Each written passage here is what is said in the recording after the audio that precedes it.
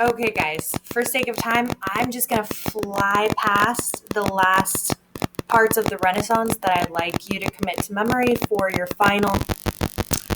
The Greeks and the Romans. Make sure that you note it wasn't just visually, but literarily that the Greeks and the Romans are going to influence deeply the Europeans of this time, who would eventually and inevitably bring that to the United States of America. Renaissance art style is going to flourish, and two of the big artists of this period were Da Vinci and Michelangelo, who, as you can clearly see, used what type of paint? Oil paint. A huge part for the literary sharing of the Greeks and Romans is going to be because of the technology that will be created. Around this time, Gutenberg is going to create the printing press. He's going to print the very first book ever printed, the Bible.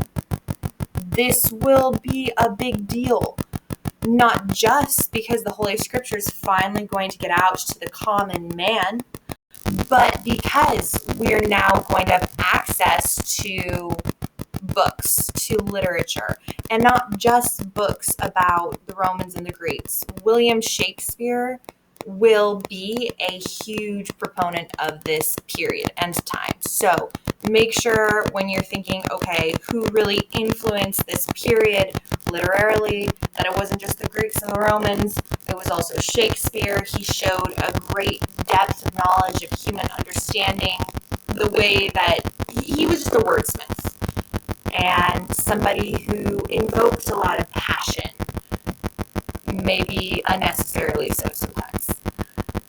And then, let's see, finally, when it comes to, I think we're good here.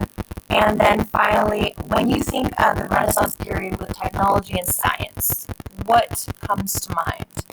If you stated anything about leaps and bounds when it came to astronomy and being able to read up on Greek and Roman scientific advances, which we'll probably go into a little bit more depth with the scientific revolution, you are absolutely right.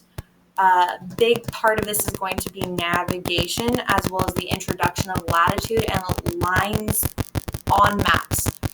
A big deal, going to make it so much easier.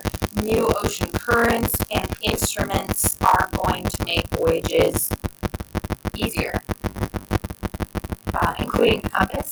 So it's no longer just the North Star anymore. And from here we could segue into the Reformation, but we're not going to hit that today. So let's head over, if my computer is going to allow us. Thank you guys for being so patient about this, because I'm just love to hear.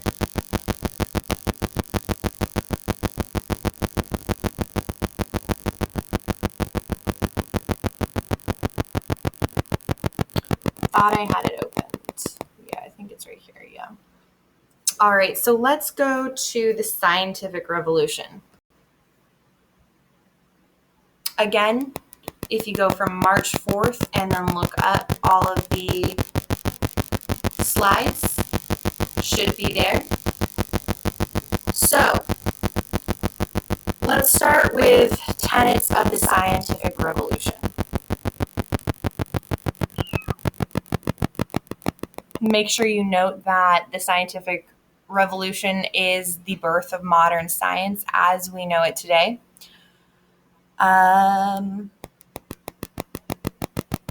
A few names that you're going to want to commit to with this period: Galileo, Newton, Ptolemy, Copernicus, and the scientific method. So this is the 15 to 1600s, and remember the Renaissance happened around the 1500s, kind of bleeds in between there. Moving on.